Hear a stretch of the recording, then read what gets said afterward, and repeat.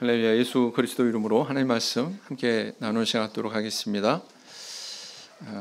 오늘 함께 나누실 말씀은 사무엘상 27장 1절에서 12절까지 말씀이 되겠습니다. 제가 낭독하도록 하겠습니다. 1절. 다윗이 그 마음에 생각하기를 내가 후일에는 사울의 손에 망하리니 블레셋 사람의 땅으로 피하여 들어가는 것이 상책이로다. 사울이 이스라엘 온 경내에서 나를 수색하다가 절망하리니 내가 그 손에서 벗어나리라 하고, 일어나 함께 있는 600인으로 더불어 가드왕 마옥의 아들 아기스에게로 건너가니라.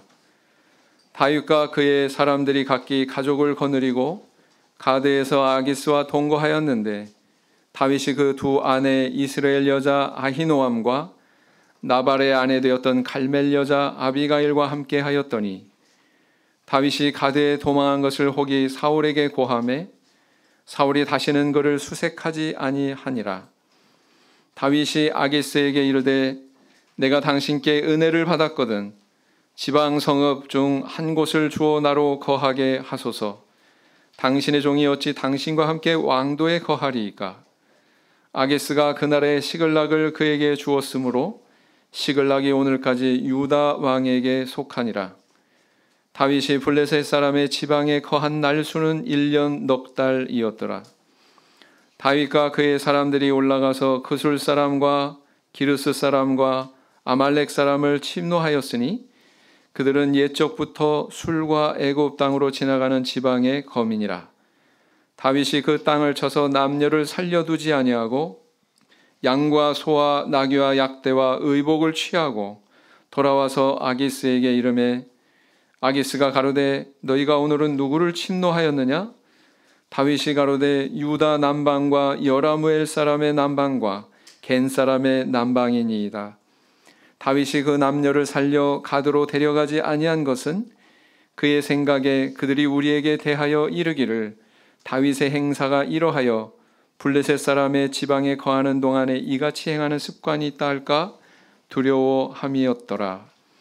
아기스가 다윗을 믿고 말하기를 다윗이 자기 백성 이스라엘에게 심히 미움을 받게 하였으니 그는 영영이 내 사역자가 되리라 하니라.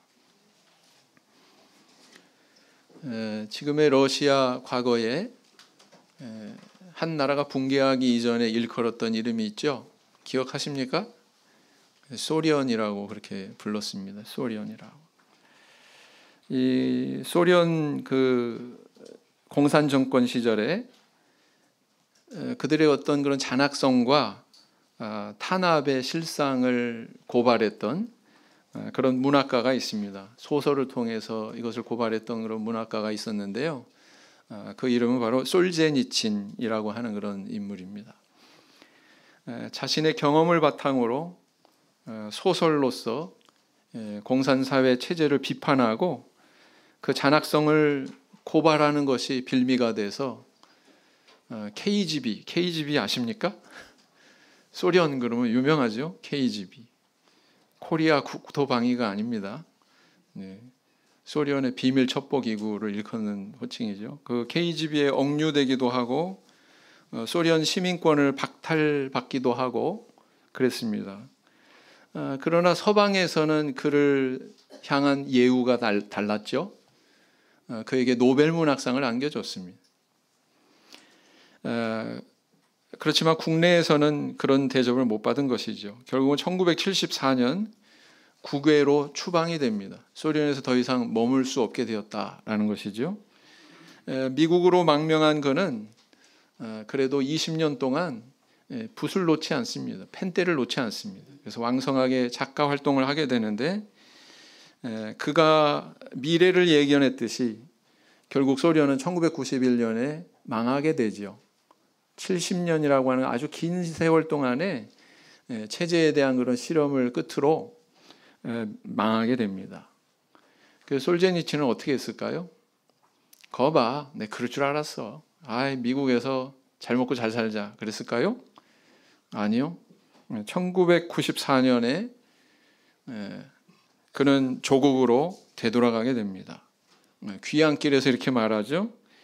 이 세상에서 가장 중요한 일은 나라를 아는 것이고 그래서 나는 조국으로 돌아갑니다.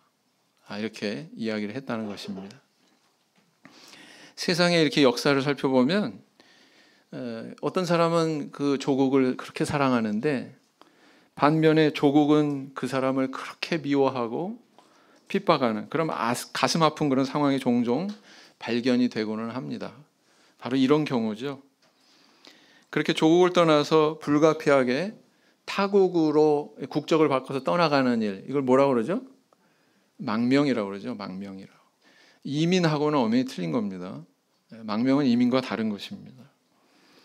이민은 이렇게 평안할 때 자의적으로 이루어지는 것이지만 망명은 무슨 혁명이나 쿠데타나 이런 사회적으로 커다란 상황이 발생해서 생명의 위협을 받을 때 불가피하게, 내가 그러고 싶지는 않지만 내 생명을 유지하고자 불가피하게 이루어지는 그런 선택이거든요. 그래서 주로 이제 뭐 정치인이나 언론인이나 이런 사람 가운데서 이런 선택을 하는 경우가 많다라는 것입니다. 그래서 가만히 보면 이 망명이라고 하는 이 단어 자체가 이 아픔과 상처를 담고 있다. 아픔과 상처의 의미를 담고 있다. 이렇게 볼 수가 있죠. 그런데 성경 안에서도 이런 아픔과 상처를 경험해야 됐던 그런 인물이 있습니다. 바로 오늘 본문에 등장하고 있는 다윗이죠. 사울의 그 살해 위협에서 여전히 불안했던 다윗은 어느 날 갑자기 그게 불현듯 블레셋으로 망명하는 길을 선택을 하게 됩니다. 그래서 자기 자신뿐만 아니라 그를 추종하던 우리 600명, 여기서는 장정만 600명이에요. 가족까지 다 합했으면 곱하기 5 정도는 해야 되지 않을까? 몇 명 정도 되겠습니까? 한 3,000명 됐겠죠? 그 무리를 이끌고서 집단으로 다른 나라로 넘어가게 된 것입니다. 과연 이 다윗이 선택한 이 일은 잘한 일일까요? 아니면 잘못한 일일까요? 신앙적인 일이었을까요? 불신앙적인 일이었을까요? 그 선택은 오늘날 또 우리에게 어떤 교훈을 주고 있을까요? 오늘은 블레셋에 망명했던 다윗의 이야기를 통해서 함께 생각하고 은혜를 나누는 시간을 가지고자 합니다. 다윗이 블레셋에 망명했던 이 시기는 어찌 보면 다윗이 왕이 되기 전에 가장 어둡고 굴욕적인 그런 시간이 아니었을까 이렇게 생각을 해보게 됩니다. 다윗이 망명할 수밖에 없는 이런 상황은 사실은 누가 이 빌미를 만들어 놓은 거예요? 사울이라고 볼 수도 있죠. 근데 사울을 죽일 수 있는 기회도 있었잖아요. 그렇지 않습니까? 그 빌미는 사실은 다윗이 제공했다. 또 관점에 따라서 이렇게 얘기할 수가 있어요. 왜냐하면은 그가 붙든 원칙, 어떤 원칙이 있었어요? 하나님의 기름 부음 받은 자는 해해서는 안 된다. 이 원칙을 붙들었기 때문에 사울을 죽일 수 없었고 그 결과로 사울 왕은 여전히 살았지만 자기의 신변은 매우 불안했다라는 것입니다. 만약에 사울을 죽였다면 이렇게 도망다닐 필요 있어요? 없어요? 없겠죠. 어찌 보면 세상은 이렇게 비정한 현상을 보여준다 이렇게 볼 수가 있습니다. 내가 그를 죽이지 않으면 내가 그에게 죽을 수밖에 없어요. 그런 불안하고 불안정한 그런 상황의 세상, 흔히 일컬어서 약육강식의 전쟁터와 같다 그렇게 얘기하지 않습니까? 이게 바로 우리가 살고 있는 세상이다. 어찌 보면 다윗은 참 바보 같은 그런 관용을 선택한 거예요. 세상 사람들의 세속적인 그런 가치관으로 보면 이 사울 왕을 죽이지 않은 다윗의 선택은 굉장히 바보 같은 선택이었다. 그로 인해서 고통받는 사람이 지금 뭐예요? 3,000명이나 되지 않습니까? 그죠? 그렇게 판단할 수도 있잖아요. 인간적으로 본다면. 그렇게 사울을 살려 보내준 후에 다윗의 속내를 서술하는 것으로 오늘의 본문을 시작을 하고 있습니다. 27장 1절. 다윗이 그 마음에 생각하기를 내가 후일에는 사울의 손에 망하리니 블레셋 사람의 땅으로 피하여 들어가는 것이 상책이로다. 사울이 이스라엘 온 경내에서 나를 수색하다가 절망하리니 내가 그 손에서 벗어나리라 하고 그랬어요. 다윗의 상황은 변함이 없었어요. 여전히 절박했습니다. 사울이 이렇게 계속 생명을 위협하는 그런 상황뿐만 아니라 생각해 보십시오. 3,000명이나 되는 가족들, 그 식솔들을 먹여야 된다고 한번 생각해 보세요. 먹여야 된다. 보통 숙제가 아니죠? 네, 그런 상황이 있었다는 것입니다. 배고프다고 동족인 이스라엘 백성들을 약탈할 수도 없고, 그렇죠? 나발 같은 그런 사람을 또 다시 만나가지고 갈취할 수도 없고 그런 거 아닙니까? 네. 이렇게 진퇴양난의 상황 아래 있던 다윗이 결국은 생각의 끝에 어떻게 결정하냐면은 이스라엘 땅을 떠나자. 그래서 저 블레셋 땅으로 건너가자. 이렇게 결정을 했다는 것입니다. 사실 다윗이 이 블레셋의 가드 땅으로 간 것은 이번뿐만이 아니었죠. 기억나십니까? 8년 전에 골리앗의 출신지인 블레셋 가드 땅에 내려간 적이 있었습니다. 그때는 이렇게 많은 수가 아니었죠. 다윗과 측근 몇 명만 내려왔었는데 그 블레셋 가드 왕 아기스 앞에서 생명의 위협을 느껴가지고 다윗이 어떤 행태를 보입니까? 수염에다가 뭘 흘려요? 침을 흘리면서 미친 사람 같은 그런 행동을 하니까 그걸 통해서 위기를 모면하게 됩니다. 자, 이제 그로부터 8년이 지났습니다. 그런데 다시 또 그 블레셋 땅으로 가는 이 선택밖에는 없었다는 거예요. 다른 선택지가 없었다는 거예요. 참 의아하죠. 사실은 8년 전에 그곳에서 이렇게 목숨이 위태한 것을 느꼈었는데 어떻게 다시 그곳으로 갈 생각을 했지? 이런 의문을 품게 됩니다. 그것은 설명하자면 상호 이해가 맞물렸다 이렇게 볼 수가 있어요. 블레셋 가드 왕 아기스는 다윗이 사울 왕과 적대적인 관계에 있음을 알고 있었습니다. 상대의 적의 적은 뭐예요? 적의 적은 나와 친구가 될 수가 있다. 아군이 될 수 있다라는 거죠. 그래서 이 아기스가 생각하기를 다윗과 그의 군사 600명을 끌어안으면 만약에 미래에 사울 왕과 전쟁을 수행할 때 이걸 용병으로 쓸 수 있겠다라는 거였죠. 말하자면은 우리가 흔히 얘기하는 EJ, 오랑캐로 오랑캐를 제압한다. 그런 말이 있지 않습니까? 그런 그 정책을 쓰려고 이렇게 의도했다는 것입니다. 이 아기스에게 그런 의도가 있었다는 것은 오늘 본문의 마지막 12절을 보면 알 수가 있어요. 거기 뚜렷이 드러납니다. 반면에 다윗은 블레셋에 망명하는 대신 망명하게 되면 어떻게 되겠어요? 안전을 보장받을 수 있겠다. 이렇게 판단을 한 거죠. 이렇게 상호 이해가 맞물리니까 다윗이 블레셋에 내려가는 것이 가능했다는 것입니다. 자신의 조국을 떠나서 이렇게 타국으로 집단 망명하는 이 중대한 이 상황에서 다윗이 한 것은 고작 뭐였냐면은 장고였어요. 오랫동안 고민하는 거였습니다. 참 이상한 것은 하나님께 여쭈었다거나 기도했다거나 이런 기록이 있어요, 없어요? 그런 기록이 없어요. 다윗의 망명은 다른 어떤 것이 아니라 다윗 자신의 장고 끝에 이루어진 선택이었다는 것입니다.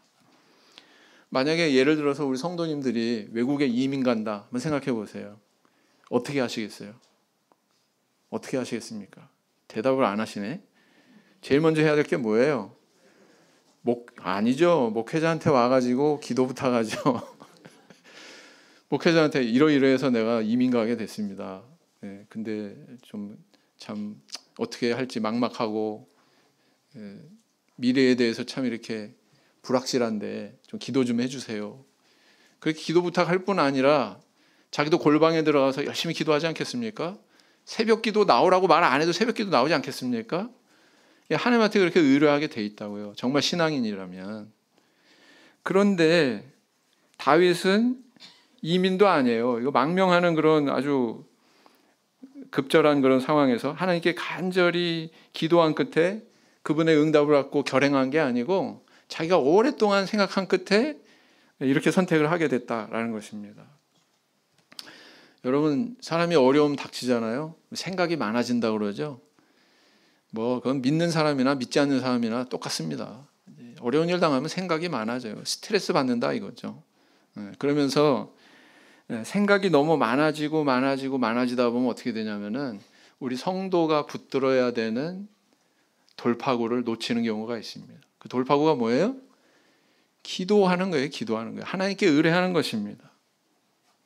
근데 그러지 않았다는 거예요.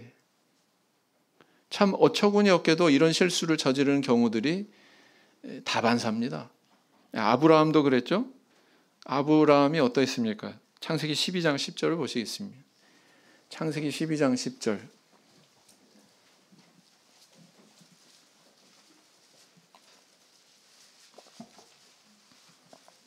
창세기 12장 10절. 같이 읽겠습니다. 시작. 그 땅에 기근이 있으므로 아브라함이 애굽에 우거하려 하여 그리로 내려갔으니 이는 그 땅에 기근이 심하였음이라. 성경은 마치 기근이 이렇게 심하니까 이거 불가피한 선택이야. 애굽에 내려갈 수밖에 없어. 이런 논조로 지금 기록하고 있는 것으로 보이죠? 그렇게 보시면 안 됩니다. 사실은. 성경 그렇게 보시면 안 돼요.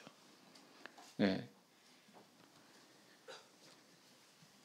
아브라함이 가나안에서 생존하기 힘드니까 하나님께 여쭙지도 않고 애굽 땅으로 내려간 것은 마치 성경이 이렇게 정당하다고 하는 듯이 기록한 것으로 보이지만 생각해 보면 우리가 신앙의 눈으로 이것을 보면 가나안으로 인도하신 분이 누굽니까? 아브라함을. 야, 내가 이 땅을 너한테 줄게. 굳게 약속하신 분이 누굽니까? 하나님이죠. 근데 그 가나안 땅을 떠날 상황이 벌어졌어요. 그럼 성도님들 같으면 어떻게 하겠어요? 이 땅에 대한 우리 하나님의 약속이 있는데 기근이 들고 이렇게 살기 어렵지만 이거 떠나야 되나 말아야 되나? 하나님 앞에 먼저 여쭙고 의뢰하고 그게 먼저 아닐까요? 그게 상식적이지 않을까요? 인간관계에서는 다분히 그렇잖아요. 그죠? 나한테 누가 뭘 맡겼어요. 근데 그걸 가지고서 뭔가 이것에 대한 변화가 일어나는 상황이 맞닥뜨리게 되면 당연히 그것을 의뢰한 사람한테 묻지 않겠습니까? 이거 계속 가지고 있을까요? 아니면 건네줄까요? 묻지 않겠습니까? 그게 상식적이잖아요. 근데 아브라함은 그렇지 않았다는 거예요. 네. 이처럼 아브라함이 이렇게 보인 모습처럼 다윗도 역시 그러했다는 거예요. 다윗도. 유다 땅에서 있기가 너무 생존이 힘드니까 언제 죽을지 모르니까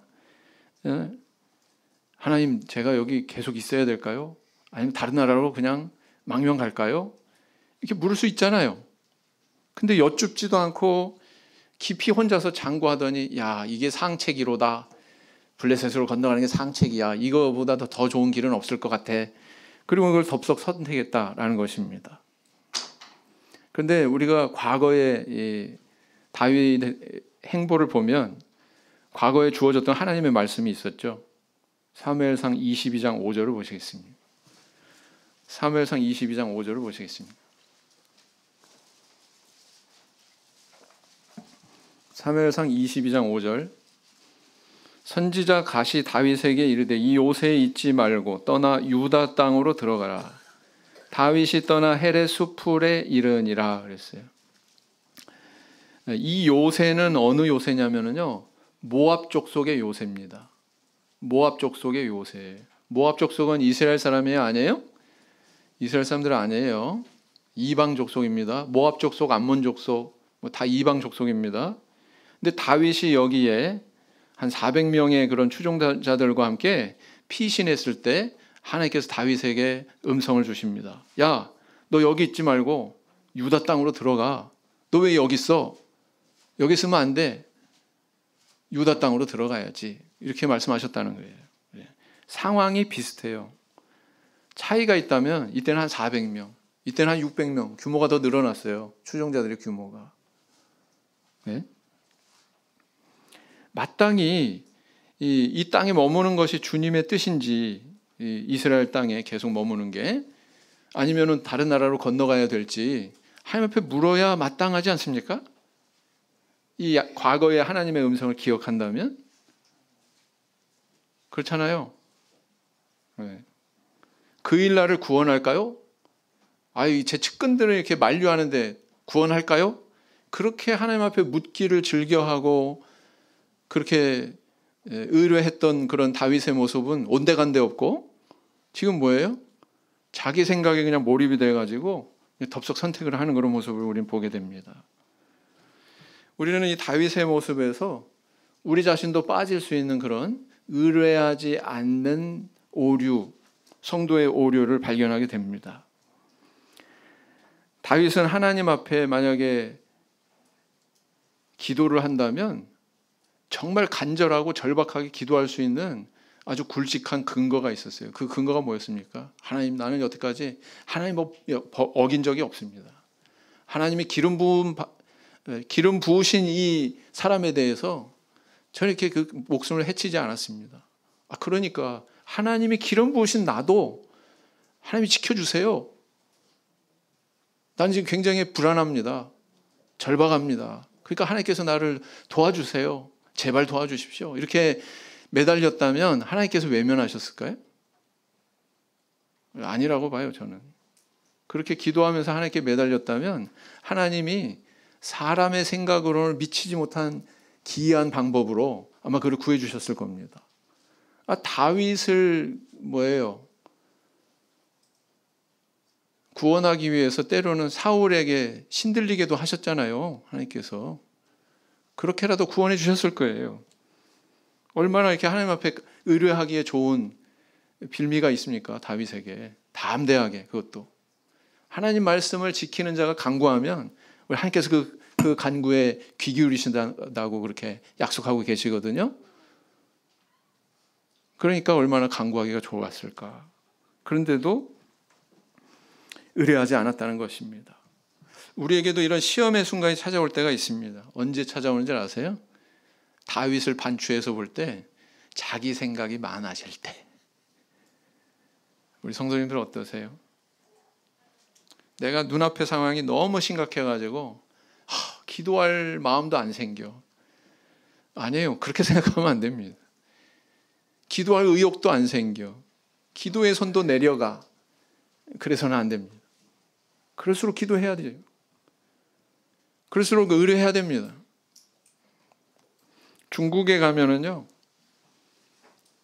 희한한 것을 체험할 기회가 있습니다. 중국에 가면 혹시 갈 기회가 있으시면, 우리는 이제 우리 산을 가면 산에 길을 낼 때 무슨 이런 바위나 뭐 언덕이나 이런 게 있으면은 한국 사람들은 거기다 굴을 뚫습니다. 굴을 뚫어서 길을 내고 거기를 통과하거든요. 근데 이 중국 사람들은 좀 성향이 좀 특이해요. 이 사람들은 뭐 굴을 뚫거나 그러지 않고 뭐 절벽 같은 데에다가 잔도라고 하는 길을 만듭니다. 그 길을 어떻게 만드냐면 절벽에다가 이렇게 봉을 박아요. 그리고 거기다 바닥을 깝니다. 그리고 이렇게 손잡이 난간을 만듭니다. 근데 참 그게 굉장히 허술해 보여요. 좀 멀리 떨어져서 보면 어떻게 저기를 건너가지? 쉽게 만들어요. 그러면 거기 건너갑니다. 그냥 가는 것도 불안한데 관광지 같은 데 가면은 사람들 놀린다고 바닥을 유리로 깔아놨네. 바닥을 유리로 깔아놨는데 이렇게 밑에 내려다보면 뭐예요? 청길 낭떠러지예요. 청길 낭떠러지. 가기 쉽습니까? 우리나라도 좀 정신이 좀 이상하게 됐는지 관광지마다 가는 데마다 그런 거 만들어 놓더라고 보니까. 요즘에는 뭐 스카이워크인지 뭔지 하늘을 걷는다 이거죠. 우리 성도님들 잘 걸으십니까? 거기 건너는 사람들 그 반응을 보면 어떤 사람은 강심장이에요. 그냥 막 저벅저벅 건너가는 사람도 있지만 어떤 사람은 발을 못 댑니다. 간신히 벽 잡고서 이러고서 엉기적 건너가는 사람도 있고요. 아래를 아예 쳐다보지도 않고 그냥 하늘 쳐다보면서 이러고 건너가는 사람도 있고요. 그리고 뭣도 모르고 갔다가 중간에 얼음이 돼가지고 한 발자국도 못 움직이는 사람도 있고 그렇습니다. 왜 그렇습니까? 왜 그래요? 모두 낭떠러지가 눈에 보이는 그 공포를 이기지 못하기 때문에 그렇습니다. 그렇죠? 사람은 참 눈에 보이는 것에 약한 존재예요. 그래서 유리는 보이지 않을지라도 분명히 그 바닥에 깔려 있습니다. 근데 그 유리를 투과해서 보이는 그 밑에 광경이 더 공포스럽기 때문에 그 극복하기가 쉽지 않다는 거죠. 그러나 분명히 변하지 않는 사실은 뭐냐면 유리는 있어요, 없어요? 유리는 있어요. 눈에 보이지 않지만 유리는 있습니다. 마찬가지다. 우리의 눈에 보이지는 않을지언정 나와 동행하고 계시는 건 하나님 존재하셔요, 안 하셔요? 존재하셔요. 네. 우리 곁에서 이렇게 동행하신다고 항상 약속하시고 또 언제건 의뢰하면은 바로 귀 기울이겠다고 이렇게 우리한테 약속하고 계시지 않습니까? 그런 하나님의 신실하심을 믿고 의뢰하실 줄 아는, 아니 의뢰하는 그 마음을 잊지 않는 저 우리 성도님들 되길 원합니다. 다윗은 심사숙고 끝에 블레셋에 망명하는 길을 선택했어요. 그리고 그 결과는 어떠했습니까? 4절을 보시겠습니다. 다윗이 가드에 도망한 것을 혹이 사울에게 고하매 사울이 다시는 그를 수색하지 아니하니라. 1절에서 다윗은 분명히 자기가 블레셋으로 건너가겠다, 그래서 사울 왕의 손에서 벗어나겠다 목적한 대로 실제로 블레셋에 건너가니까 그런 결과가 나타났어요, 안 나타났어요? 나타났어요. 사울이 다시는 그를 수색하지 않았다고 기록하고 있습니다. 이제 도망하지 않아도 되니까 얼마나 평온했을까요? 그래서 다윗의 선택이 현명했던 것입니까? 그러나 블레셋 땅에서 다윗이 이렇게 누렸던 평안은 잠시 잠깐뿐이었고 그에 따라 지불해야 되는 대가가 이제부터 시작이 됩니다. 그 대가가 뭐였을까요? 다윗이 블레셋으로 망명한 망명의 비용. 이 망명한 대가로 날아든 청구서가 있었습니다. 그 청구서에 타이틀이 있는데 그 타이틀에 여러 가지 제목들이 붙여졌어요. 뭐냐면은 세상과 타협. 첫 번째 청구서, 세상과 타협. 다윗과 아기스는 상호 이해가 맞물렸다고 했습니다. 망명하면 다윗은 안전을 보장받고 아기스는 용병을 얻는 거죠. 어제의 적이 오늘의 친구가 됐어요. 흔히 세속 정치의 단면을 우리는 성경에서 발견하게 됩니다. 우리는 과거에 보지 못했던 그런 다윗을 보게 되죠. 아이고, 이거 장차 이스라엘의 왕이 될 사람이 적국에 건너가서 블레셋 사람이 돼? 블레셋과 손을 잡다니, 이게 다윗의 모습입니까? 지금까지 발견할 수 없는 모습이죠. 네. 그 다음 두 번째 청구서가 날아들었어요. 그것은 바로 뭐냐면은 잔인과 약탈이라고 하는 청구서였습니다. 잔인과 약탈. 27장 8절을 보시겠습니다. 다윗과 그의 사람들이 올라가서 그술 사람과 기르스 사람과 아말렉 사람을 침노하였으니 그들은 옛적부터 술과 애굽 땅으로 지나가는 지방의 거민이라 그랬습니다. 다윗은 이 블레셋 땅에 건너가서 아기스의 배려로 시글락이라고 하는 곳에 정착을 하게 됩니다. 근데 그곳에서 아마도 아기스가 무슨 그 양식을 공급해주고 뭐 그렇게까지는 안 한 거예요. 네. 야, 너네들 여기 살면서 알아서 살아. 우리가 사는 것처럼 알아서 살아. 이렇게 된 거예요. 알아서 산다는 건 뭘 의미합니까? 블레셋 사람처럼 약탈하면서 사는 거예요. 그래서 구술 및 그르스 사람과 아말렉 사람을 쳐서 그들을 진멸합니다. 이 사람들은 어떤 사람들이냐면 이스라엘 변방에 거주하는 사람들인데 지속적으로 이스라엘 선민을 괴롭혔던 사람이에요. 다윗이 그들을 친 이유는 이스라엘을 괴롭혔기 때문에 그들을 친 것이 아니라 뭐 때문이었어요? 배고파서 약탈을 위해서 친 거예요. 네. 뭐 적이 먼저 치니까 우리가 방어적으로 우리 살자고 그렇게 그들과 전쟁한 게 아니었습니다. 배고프니까 우리 배 채우려고 저 사람들 걸 빼앗기 위해서 그들을 친 겁니다. 근데 치는데 어느 정도로 쳤어요? 진멸했다, 이렇게 기록하고 있습니다. 여러분, 진멸했다 하는 건 뭔 뜻이에요? 남기지 않고 싹 다 죽였다는 거예요. 남기지 않고 어른이고 애고 뭐 남녀노소 할 것 없이 싹 다 죽였다라는 것을 의미합니다. 야, 우리는 또 이 사실에서 과거에 보지 못했던 다윗을 발견하게 되죠. 자기 배 채우려고 사륙을 해. 율법에서는 내 이웃이 평안히 살면은 해코지하지 마라. 이게 하나님께서 이렇게 명령하셨는데, 야, 자기 살자고 이렇게까지 진멸하도록 약탈을 해? 우리 전에 보지 못했던 다윗의 모습을 보게 되죠. 이게 정말 다윗의 모습이 맞나?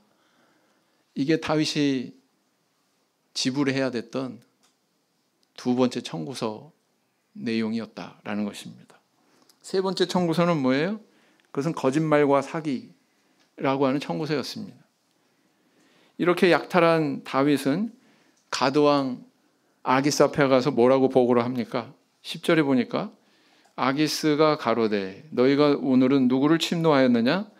다윗이 가로되 유다 남방과 여라무엘 사람의 남방과 겐 사람의 남방이니이다 그랬어요. 다윗이 실제로 이렇게 약탈하고 진멸한 족속은 어떤 사람들이었습니까? 구솔 사람, 기르스 사람, 아말렉 사람이라고 그랬는데 가드왕 앞에서는 뭐라고 보고하고 있어요? 네? 유다 남방 사람으로 얘기 안 했어요. 실질적으로는 이 족속을 진멸했는데 보고할 때는 애둘러 가지고 대략적으로 뭐라고 그랬어요? 네? 유다 남방, 여르무엘 사람 남방, 겐 사람 남방 이렇게 얘기하고 있죠. 네. 거짓말했습니다. 이렇게 허위 보고한 이유가 뭐냐? 이렇게 이방인들에 대해서 약탈했지만 마치 이스라엘을 쳤다고 착각을 일으킬 수 있는 그런 보고를 한 거예요. 아기스 왕 입장에서. 그렇게 허위 보고를 하게 되면 가드 왕 아기스는 다윗이 유다 지방과 또 유다와 아주 친밀한 관계에 있는 그런 지방 사람들을 이렇게 쳤으니 앞으로 이런 일을 행한 사람이 본국으로 돌아가기는 힘들겠구나. 네? 힘들겠구나. 이렇게 생각을 했다는 거예요. 그렇게 생각하게 만들었다는 거예요. 그리고 왜 진멸했느냐? 진멸의 이유가 있죠. 만약에 생존자가 있어서 뭐 포로로 끌어와가지고 종으로 부리고 막 이런 걸 물질적인 유익을 생각하고서 이 전쟁을 했다면 이렇게 행동하지 않았을 거예요. 근데 아기스 왕한테 허위 보고를 하려고 보니 생존한 포로들 가운데 뭐 입이 뭐 없는 사람이 있겠습니까? 아기스 왕한테 금방 진실이 전달이 되겠죠? 그런 상황을 사전에 차단한 거예요. 그래서 진멸한 거예요. 하나도 남기지 않고 다 죽인 겁니다. 네. 소위 증거인멸한 거죠. 증거인멸. 다윗의 이러한 의도는 적중하게 됩니다. 그래서 아기스는 보고를 받고 생각하기를 이제 다윗이 자기 동족과 또는 동족과 유대가 깊은 족속을 이렇게 약탈했으니까 이제 고국으로는 못 돌아간다. 계속 블레셋에 남아서 내 부하로서 내가 부릴 수 있게 될 거야. 이렇게 낙관을 했다는 거예요. 네. 우리는 다시 또 과거에 보지 못했던 다윗을 보게 되죠. 이렇게 거짓말한다고? 이렇게 속임수를 부린다고? 이게 다윗이 맞나? 그런 생각을 하게 되죠. 그런데 아기스에게 신임받는 게 좋은 것이었냐? 그것은 아니었습니다. 마침내 이스라엘과 블레셋 사이에 전쟁이 터지게 됐어요. 전쟁이 일어나고 그 전쟁에서 다윗은 블레셋 편에 서가지고 참전해야 되는 그런 상황에 봉착한 것입니다. 어떤 상황이에요? 나는 대한민국 국민인데 저희 일제시대 때 강제 징용돼가지고 갑자기 뭐예요? 일본을 위해서 싸우는 군인으로 바뀐 거예요. 얼마나 기가 막힌 상황입니까 이게? 다윗이 그러했다는 거예요. 사무엘상 28장 1절을 보시겠습니다.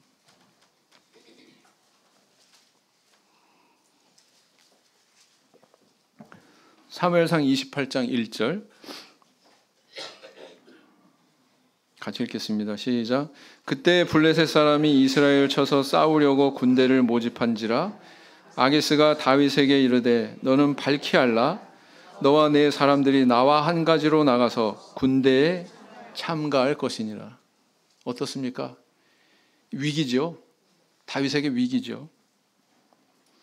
그러나 다윗이 아기스는 이렇게 속여가지고 신임받을 수 있었을지 몰라도 모든 블레셋 족속을 다 속일 수는 없었습니다. 그래서 블레셋 족속의 다른 사람들은, 다른 방백들은 다윗을 용납하지 않습니다. 불신해서 그를 돌려보내죠. 그 내용이 29장 4절에 기록되어 있습니다. 29장 4절의 마지막에 어떻게 기록하고 있어요? 그가 전장에서 우리의 대적이 될까 하나이다. 그가 무엇으로 그 주와 다시 화합하리이까? 이 사람들의 머리로 하지 아니하겠나이까? 우리 블레셋 군대에 사람들을 처단해서 그 머리를 쳐가지고 그 머리를 가지고 사울 왕 앞에 가면서 나는 당신 편이라고 다시 돌아왔다고 그러지 않겠습니까? 이게 굉장히 위험한 일이라고 그렇게 지금 방백들이 우려하는 것입니다. 네. 뭘 우리는 발견하게 되죠? 마치 롯이 소돔이 좋아가지고 소돔 성에 들어가서 그 땅에 정착했습니다. 그래서 그곳에서 많은 부도 쌓았는지 나중에 성문에 앉았다 그랬죠? 소돔 성에 유지같이 행세하죠? 근데 나중에 마지막 순간에 뭐라고 그래요? 이놈이 우리 가운데 우거하면서 우리의 주제와 법관이 되려고 한다고 그러면서 달려들죠? 롯한테. 아무리 오래 살아도 이방인은 이방인이에요. 인정받지 못했습니다. 다윗도 마찬가지였다는 거죠. 차라리 그게 다윗에게는 다행이었습니다. 왜냐하면 이 블레셋의 용병이 돼가지고 만약에 참전했다면 어떻게 됐을까요? 장차 나중에 이스라엘의 왕이 될 사람인데 하나님이 기름 부으셨는데 왕이 되었을 때 정말 정적에게 계속 공격받는 아주 쓰라린 상처의 이력을 남기게 되는 거죠. 그죠? 네. 다윗이 장고 끝에 이렇게 망명한 결과 사울 왕의 수색에서 벗어나는 평안은 있었습니다. 잠시 잠깐의 평안은 있었습니다. 근데 그 이후에 다윗이 지불해야 됐던 그런 대가는 참으로 엄청난 것이었어요. 네. 세상과 타협하고 잔인과 약탈을 행해야 되고 거짓말과 사기라고 하는 속임수라고 하는 이런 모든 것들이 사실은 이 블레셋 땅에서 자기의 의지와 뜻과는 다르게 행해야 되는 이게 얼마나 괴로웠을까요? 다윗이. 네. 이렇게 망명한 대가는 여기서 끝나지 않았습니다. 정말 뼈 아프고 돌이킬 수 없는 그런 위기가 찾아옵니다. 그가 이렇게 전쟁에 참전할까 말까 잠깐 자리를 비운 사이에 어떤 일이 벌어지냐면 아말렉 족속이 쳐들어옵니다. 그들이 기거하고 있던 시글락 그곳에 쳐들어와 가지고는 모든 사람들을, 모든 가족들을 다 포로로 끌고 가는 아주 절망적인 상황이 발생합니다. 그 기록이 어디에 있냐면 30장 1절에서 4절에 나와 있죠. 30장 1절에서 4절. 3절 4절만 보겠습니다. 다윗과 그의 사람들이 성에 이르러 본즉 성이 불탔고, 성이 어떻게 됐다고요? 불탔대요. 자기들의 아내와 자녀들이 사로잡혔는지라. 가족들이 다 어떻게 됐대요? 사로잡혔대요. 다윗과 그와 함께한 백성이 울 기력이 없도록 소리를 높여 울었더라. 그렇게 다윗을 추종했던 사람들이 이제 막 분개하는 거예요. 누구한테 책임을 돌리는 거예요, 이제. 출애굽한 백성들이 모세한테 책임 돌렸던 것처럼 이제 다윗을 탓하는 거예요. 블레셋으로 이끈 다윗을 탓하는 거예요. 이것이 다윗이 치러야 하는 블레셋 망명의 대가의 전부였습니다. 한번 생각해 보면 잠시 잠깐 사울의 칼날은 피했지만 여기는 아말렉 족속이 더한 짓을 하려고 하네. 평안이 있어요? 없어요? 없어요. 이 모든 원인은 바로 하나였죠. 그 원인은 바로 뭐였냐면은 블레셋으로 건너가자고 결정한 다윗의 선택이었다라는 것입니다. 다윗의 일생을 살펴볼 때 이 성경학자들이 참 정확하게 보거든요. 다윗의 전체 일생을 볼 때 요 블레셋에 거했던 1년 4개월의 기간 동안에는 시편의 다윗의 찬양이 전혀 발견이 안 된다는 거예요. 이 기간에는. 이게 뭘 의미합니까? 그렇게 하나님 앞에 영감 넘치는 교제의 그 은혜가 넘치는 그런 찬양과 기도를 드렸던 그런 다윗이 이 기간에는 침묵했다는 거예요. 하나님하고 교제가 없었다는 거예요. 네. 그래서 이 다윗의 일생에서 어찌 보면 이것은 영적인 암흑기였다 이렇게 볼 수가 있습니다. 우리 성도님들, 다윗이 블레셋에 망명하다시피 이렇게 건너간 이 시기는 오늘날 우리에게 뭘 의미하고 있을까요? 오늘날 우리 성도님들에게 만약에 우리 성도님들이 이 세상을 살아가는 동안에 자기 생각대로 장고 끝에 블레셋으로 상징이 되는 이 세상에 뿌리 내리겠다고 그런 선택을 하게 된다면 다윗과 똑같은 일을 당할 수 있다는 것입니다.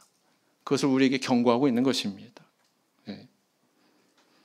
하나님을 먼저 의뢰하지 않고 인간적인 판단, 인간적인 방법으로 선택하는 길의 경우 감수하게 될 고통은 바로 이 정도야.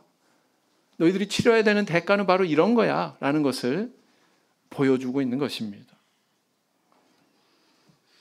그래서